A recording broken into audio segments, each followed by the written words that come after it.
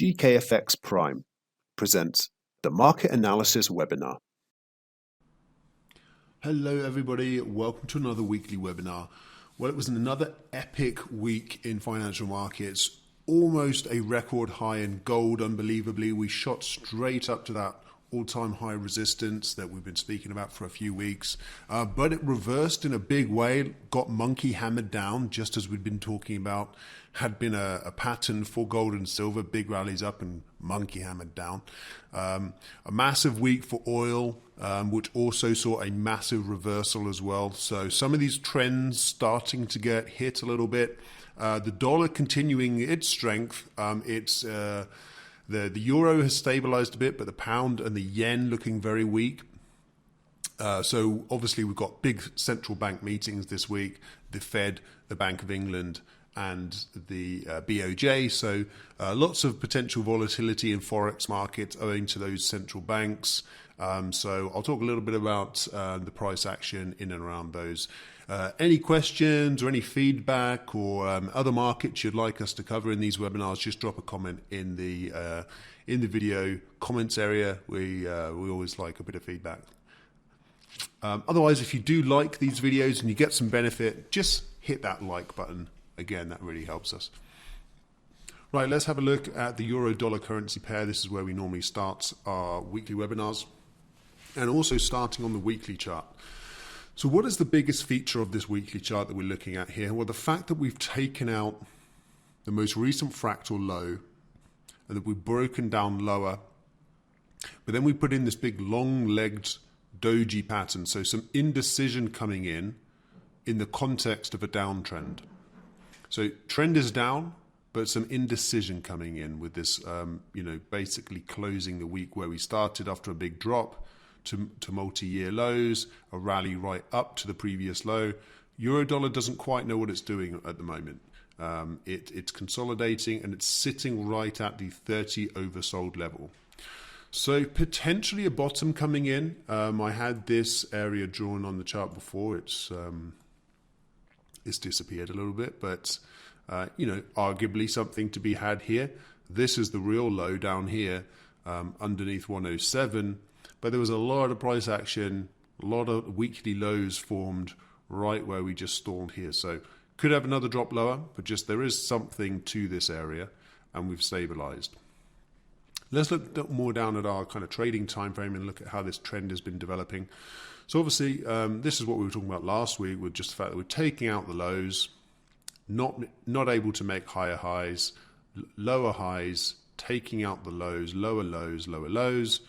And then at this point, we had discussed last week that we actually were able to, put in a series of high here and pop up into a new surge of strength coming back into the market. And you can even see that in the RSI, where all the price action has stumbled around or under the 50 level, right? And you can almost draw a trend line through there. And then you can see that we've surged out of that trend of stumbling above or just below the 50 level. We've surged back, we've got up to around 65, which is the best you can normally hope to get to, 65, in a bear market, right? In a downtrend, rather. Once you get over 70, that's more characteristic of an uptrend.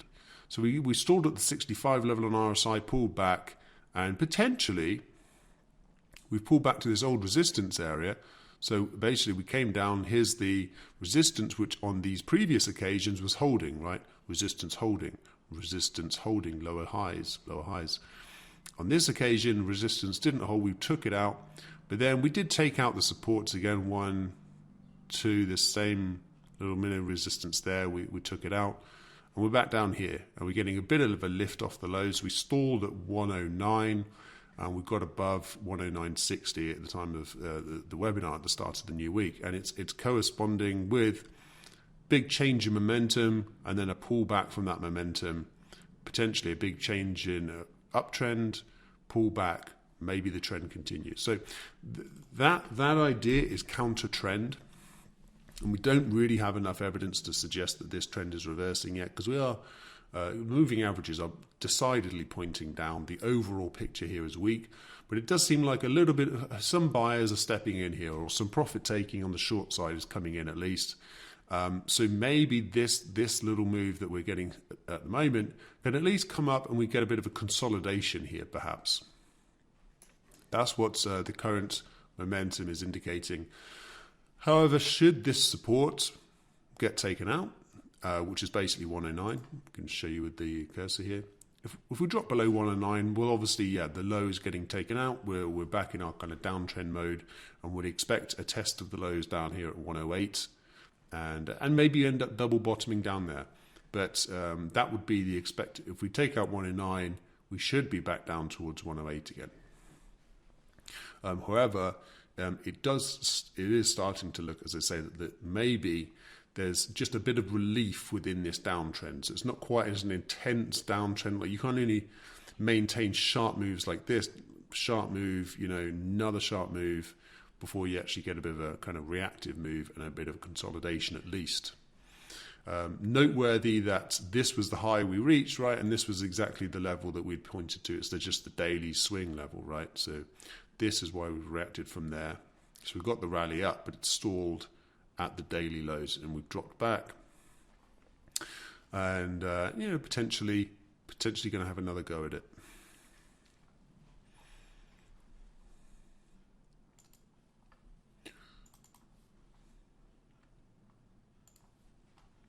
Okay, let's move on to the British pound.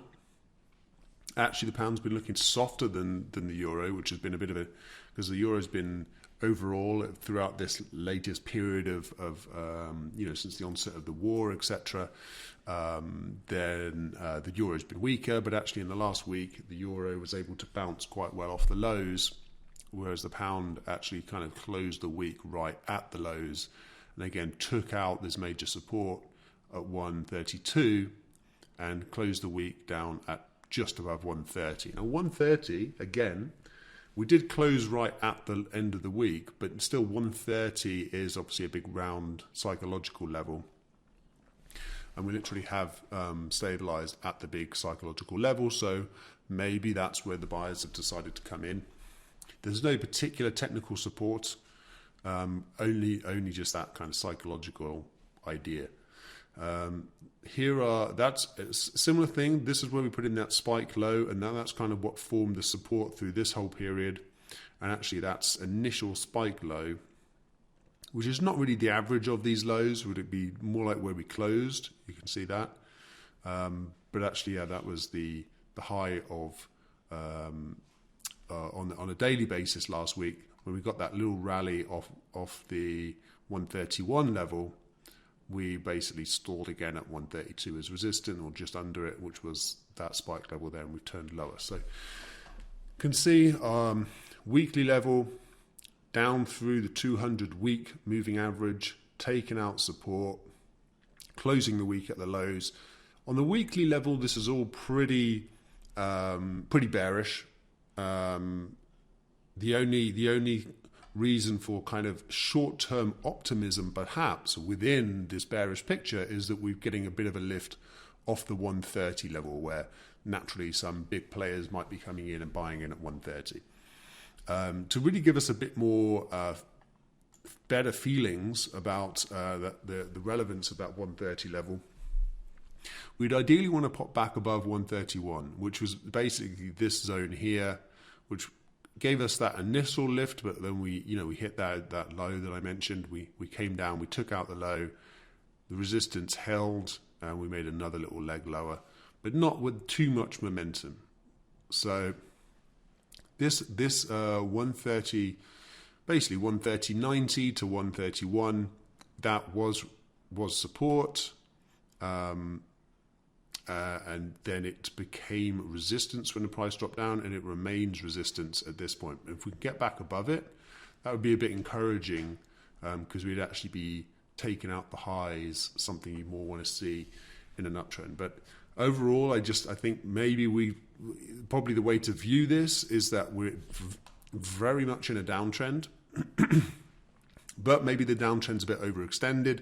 There's even on this 4-hourly chart a bit of bullish divergence. You can see where we've made a lower low, but we've actually made a higher low on RSI. So that's why I think we can maybe just have a bit more of a substantial bounce within the downtrend. But it's hard to buy bounces in downtrends. What it might end up just presenting is a good opportunity to sell at higher levels. This is pretty firm resistance at the moment. Basically 132. Above 132, we've got these two spike lows down here, which haven't really been, because we just blasted straight through, and we never even came up to retest them because the market was so weak at that point. So if we do get above 132, then maybe it's just up to test these lows, this whole zone of former support, potentially now resistance at 132.70, and you could say, or you could spike all the way up to 133. So that 30 pip range up there could be interesting for sellers to rejoin the party, just at slightly better levels after we've got a bit oversold and got some divergence. So just bear in mind this it's still a downtrend. So if you are trying to, buy if you are trying to pick the bottom, just be aware of not trying to get too greedy on how far the price can really travel, because it is in a downtrend. So the drops are generally going to be bigger than the rallies. All right, let's move on to dollar yen, which has actually been one of the more interesting ones. This was starting with the weekly chart, and we've been talking about this weekly chart. Actually, no, we've been on the daily chart a bit more. And these are the two lines I had last week, and I was just making the point that, well, it's been a bit choppy, but overall the moving averages are bullish, and we have been making higher lows just about. So there was our low there. We had a good rally up there, but then we consolidated for ages, couldn't really. A bit of a false breakout, dropped to the low, but we held the low, rallied up again, did take out the high, sharp drop again, but just at least these lows here were higher than these lows, so higher lows, right? And then again, we kind of stalled our highs, making hard work of it. But then these series of lows through here, still higher than this low here, so making higher lows. And then that was the kind of bullish setup that we needed to take out this short-term intraday resistance here, and then spike way up through this resistance ultimately. And now we're on the way to about 118.50. I need to pull out even a bit further on the weekly chart to show you, this spike high through here. It's almost something we need to look at on the monthly chart. This is a pretty significant level. 118.50 is these spike highs through here. I mean, we've been talking about for ages in these webinars the fact that we did take out this bearish channel and that things have been looking bullish, right? And now we're getting just the latest acceleration up in this kind of general bullish move that's been taking place, since the break of that downtrend line when it became a bit more apparent. But technically speaking, on this kind of monthly basis, we're still maybe inside the range while we're underneath this high. So potentially some profit taking are going to come in around 118.50. Look out for that. But certainly maybe this momentum's just to kind of catch a few people out. But at the moment, obviously this market is trending higher. It's looking strong. And we dropped down to our 4-hourly chart. You can see that intraday resistance that was taken out. Then some short-term resistance popped up, held the high, popped up, held the high, and then obviously, we've just been powering up since then. So market heavily overbought, but obviously it's an uptrend. So maybe some deep correction to come.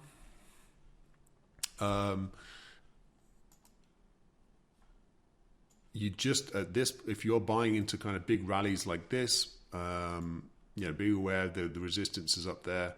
We haven't quite come close enough, I would say, for that resistance to really come into play just yet. But look at the old highs, and then obviously look at the round numbers.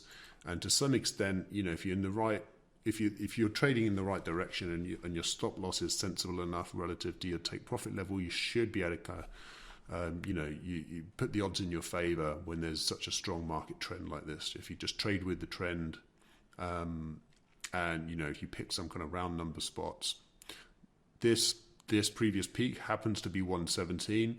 To have a 70 pip drop after such a high move, I mean, that's entirely possible. How else to pick your retracement areas. Of course, you can just wait for something like this kind of peak to happen, maybe just one short-term drop and then the breakout. So you could just wait for the breakout. But if you are trying to buy at a lower price level, then, you know, assuming this is the top, which it probably isn't, we really started to pick up momentum from this candle. So I'd measure it from here, and you can see actually where we consolidated. These things do tend to work out like that. The 50% retracement is there, and right near the low of that little pullback is the 61.8% retracement. So maybe something along those lines. If you're looking for a deeper area to pull back, maybe it won't even pull back that much before we end up testing that big resistance area. But you know, that's shorter time frame trading. If you're buying up near the current levels, then obviously your stop losses need to be mega tight. This is not something I can cover in a weekly webinar. This is 5-minute time frame kind of stuff. All right, let's move on to the metals markets, and gold has been absolutely amazing. Amazing, and again, look at this was the look the same, almost the same candle pattern again. So a big rally up to the major weekly resistance, and then smashed right back down. In this case, it even closed the week lower. Last week, rallied right up to all-time high resistance, came just shy of it, and smashed right back down towards where it opened the week. It did actually manage to finish the week higher, but obviously start the new week in a kind of bearish fashion because, yeah, this is a pretty bearish pattern. This time it failed. Will it fail for a second time in a row? From all-time highs? Possibly not. And if we look at the 4-hour chart, it's not so easy to see there, but this is the, you know, where it got hammered before in that other pin bar pattern from the weekly chart. That's that. So then we got above that. We kind of spiked down towards it. Rallied up, came back down, held it as support, and actually this is starting to look a bit like a head and shoulders, right? Left shoulder, head, right shoulder. So then we are currently taking out this previous peak support, which has pretty much held on a closing basis. A couple of spike downs below it, obviously down to this 1965 level, which was the kind of big long-term peak. But if we get even an intraday drop down through there, down under 1965, maybe 1960, it looks like we could potentially have a real big drop in gold. I mean, it's obviously had a great run. It almost hit record highs. We're dipping under the 50 period moving average on the 4-hour chart worked pretty nicely. Just a couple of short closes below it, but basically it's held. And now we're dropping down through it. So it's starting to look a bit like maybe gold could have a drop right back down towards testing its 200 period moving average on the 4-hour chart. And if it did so, that's not a million miles away from previous resistance here, which is now support at about the 1870 level, where we really started to pick out of the range, which is down here. So if we did have, so say this is we're on a daily chart now. If this area here is our head and shoulders, if we were going to match the height of the pattern, which is about that, down from the neckline, it even on the daily basis, it comes back to the 50 DMA and this previous peak support level. So look out for that potentially. Got up to, on the daily basis, also got overbought a couple of times, really overbought, now back under it. Yeah, so it's looking, obviously a lot of this rests on, the latest developments in Ukraine. Pretty hard to pick, which it could obviously fire up to new all-time highs. But just looking at the price action at the moment, if this double top, sorry, if this head and shoulders pattern does complete, it's bearish, and we could see a sharp drop down back perhaps towards the maybe $100 or so, which is about the height of this pattern. As you can imagine, similar looking situation in silver. Silver didn't make it up to all-time highs, nowhere near really. It did get just shy of 27, but all-time highs are up above 30, and it basically banged into this weekly pivot here, this weekly fractal. You can see it kind of reversed from there and held support at the which is basically this peak here, which kind of defined our old price range that we were dealing with, like the smaller price range within this bigger price range. So yeah, an uncertainty after a big rally up to multi-week highs, obviously, not multi-year.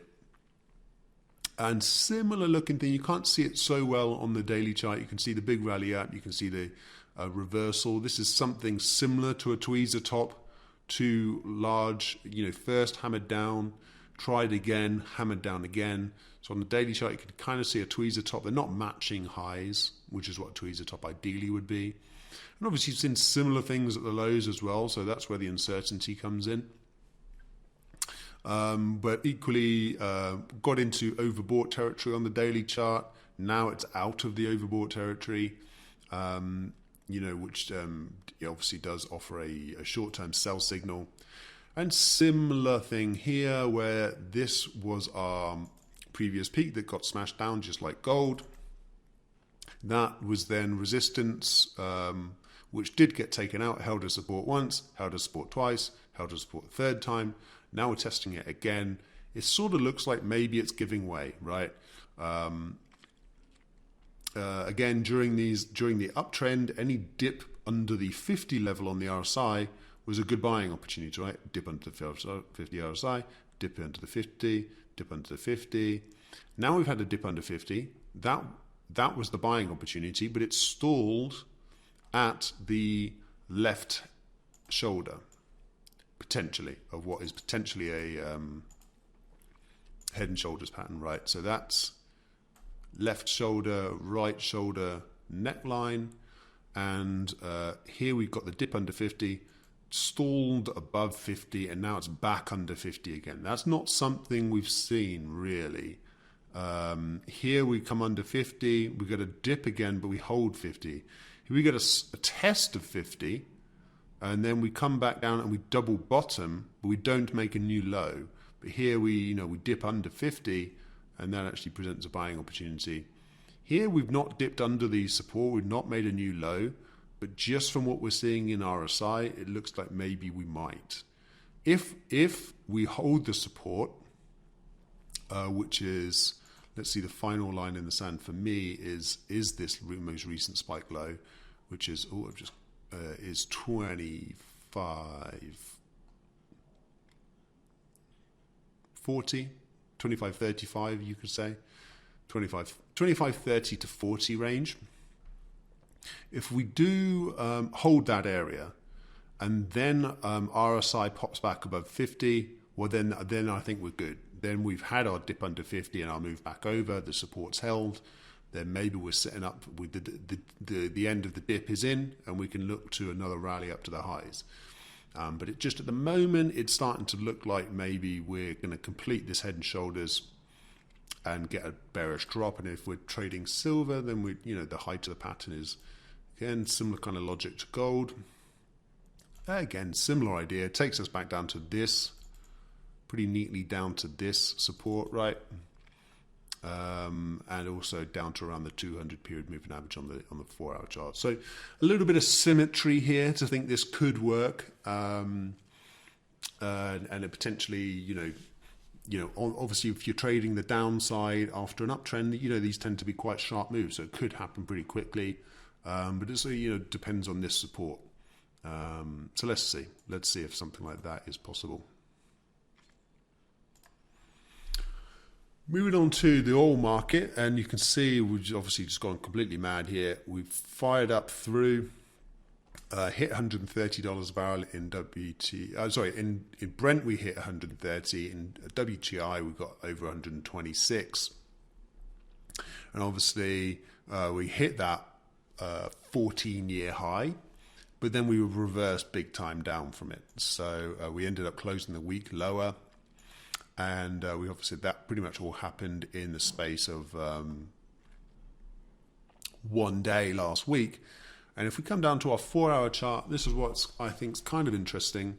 So obviously, we meaningfully dropped below the 50 period moving average on the 4-hour chart, which has worked pretty well for a while now. It's not infallible. So, for example, I've still got the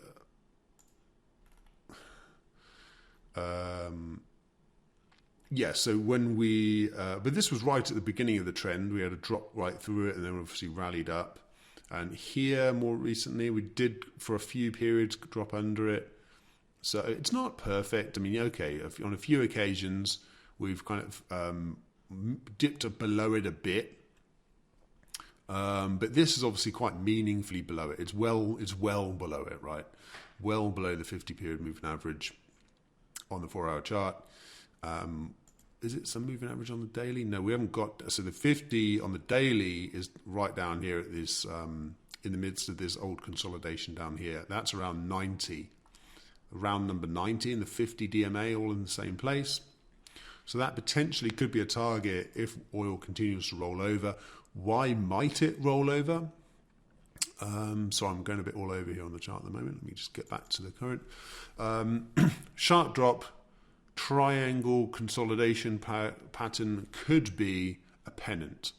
So slightly higher lows, much more lower highs. It could turn in, if we hold on to these lows, it could turn into something where, like, actually it's, we get a decent bounce up to test again the 50 period moving average, and then maybe we fail at the highs and then drop.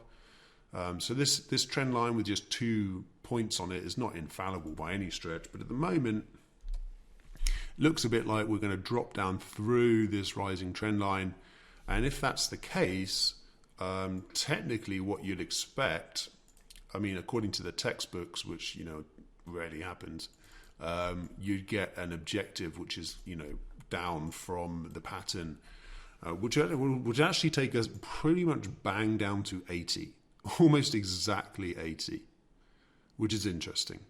So we've got a potential bearish pennant pattern here, and it's happening just above the 100 level, and the 50-day moving average is at 90, which would be a first potential target. Or if you're feeling very confident, 80 would actually be the final objective, if this pennant pattern were to fully play out. And in such volatile markets, I mean, what could cause that? A ceasefire in Ukraine might be all it would take to see a massive, another massive drop. That would be the obvious one. A rate hike from the Fed, a bigger than expected rate hike from the Fed, which causes a rally in the dollar, is one. Maybe the UAE have been pushing for higher oil output from OPEC, a US-Iran oil deal. There's all number of catalysts that could trigger a big drop like this. It's not impossible whatsoever. And the market's been so volatile that I certainly wouldn't write it off as another big drop coming out like that. I would say this market's turned decidedly less bullish. But if we do hold on to the 100 level, maybe we get a fake out down to the 100 level, maybe even down to test the 200 average, above 95, and then we get a quick snap back above 100. Then I wouldn't be so inclined to be so bearish, and maybe that would be the end of the correction. And then we could, if we get below 100, then we snap right back above 100 again. I'd be inclined to be thinking, okay, this correction's done. We could move higher again. And obviously, you can the reasons for another move higher in oil are fairly obvious. Just an escalation of the conflict in Ukraine, big inflation data points, anything along those lines.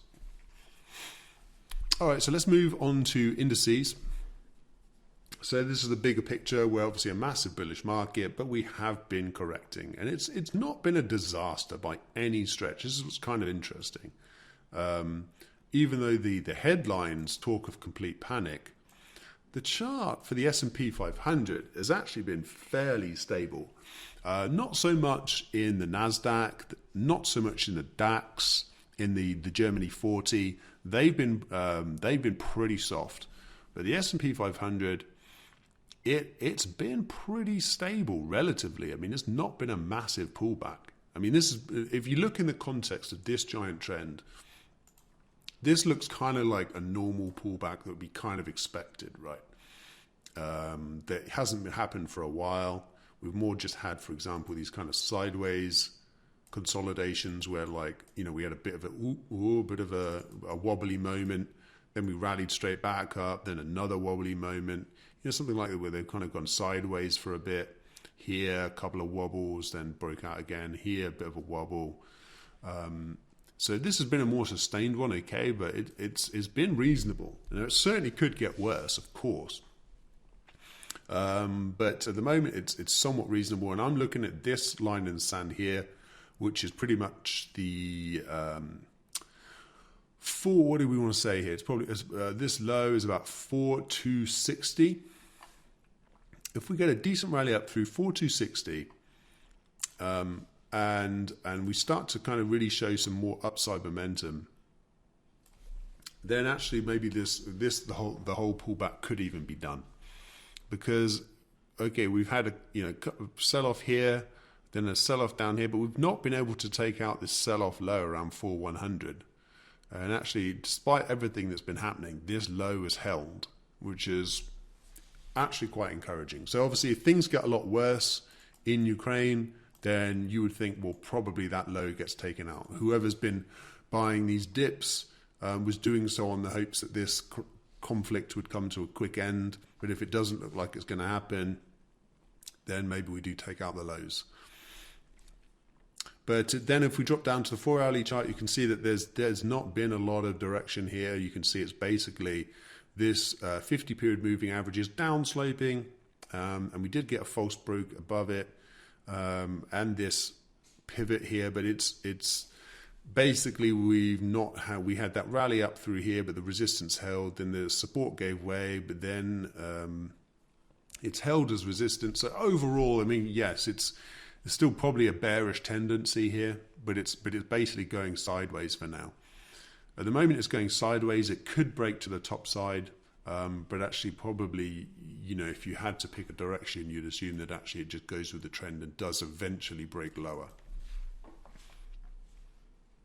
So not a lot to be said on the S&P 500. I mean, we probably just need some more like affirmatively trending action to happen. So we've actually got quite clear resistance from the 4280 level, 4280 to 90.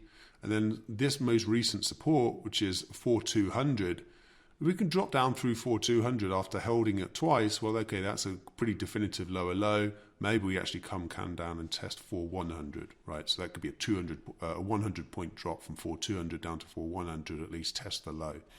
That'd be a possibility on the downside. Whereas having held this resistance for a while now with a few false breaks, if we actually come through with a decent hold of that area, get above 4300, then equally you can see a rally up to the highs, maybe even take them out. But we're looking at this is essentially the middle of the range, and we're looking for reasons to kind of trade down to the lower of the range or the top of the range. But it's kind of not so directional right now. Last but not least, Bitcoin, actually kind of similar situation in that, okay, here's our weekly chart, and it was looking pretty rough down from the kind of the double top high. For a few weeks it was looking pretty rough, but again, you could make the same kind of point about the S&P 500 that, okay, it's been a very risk-off market, but Bitcoin's held its own. You know, it's not been dramatically dropping down and dropping through 30,000, taking out these major support lows. It's been consolidating in a very kind of a risk-off market. So you could make the point that Bitcoin is well set up to benefit So dropping down to the lower time frames, look at the daily chart. We can see that the 200-day moving average is basically flat, and the price has been hovering underneath the 200-day moving average and chopping back around the 50. So there was a death cross, but the price has not really done much since that death cross, right? Actually, the price rallied up and it's just been in a range since the 50 moved under the 200. So again, not really, maybe it's a delayed reaction, and maybe we do eventually take out this big, what is it, 35k support. But for the moment, no particular sign of doing that, and for the moment, it's it's entirely possible that actually we are forming a base, and then we get a rally up through the resistance and above the 200-day moving average. Again, when risk sentiment in the overall market recovers. So then dropping down to the 4-hour chart, there's really not a lot to see. You can see that basically we've had good breakout moves where there's been a base and a breakout, a top, a breakdown. Fractals have reversed and we've gone the other way, and then this same level worked again, dropped down, retest, held the low, so a small little double bottom there, came up, rallied up nicely through, but didn't go anywhere, and just consolidating again with little direction. So the conclusion being that really we do want to see some material break at the range to be able to actually do some trend trading for the time being. If there are any consolidations that then break at the top or the bottom of the range like these, not so much this one's more mid-range, but another drop down towards 35,000, a bottoming pattern then a break, those have been working well inside this trading range. My guess is that this trading range doesn't last much longer. It's been going a while now, and we've been having kind of contracted volatility within this range on this higher time frame basis, right? From a Bitcoin standard, this is not particularly volatile inside this 35k to 45k range. So I would expect some sort of trending action to continue. If we do take out the lows, then presumably we're going to come down and test the big 29k level down here, 28,500-ish, and possibly even break lower, and that would be the big top pattern that we've been warning about. If we actually hold and rally up again, then okay, then maybe it's just we're still inside the trading range and there's still hope for a breakout to new highs and hit that 100k level. So all to play for in Bitcoin. And as I say, just an interesting observation that Bitcoin's not really fallen off a cliff during this latest risk-off period. It's actually held up relatively well, you could argue. All right, I'm going to call it a day there. Quite a long one today, but obviously it's a very busy market. So I wanted to cover it as fully as I could. Hope you enjoyed it. If you did, click the like button. Make sure you subscribe to the channel and click that bell icon as well so you don't miss these videos as soon as they come out. Thanks, everyone. Good luck trading this week.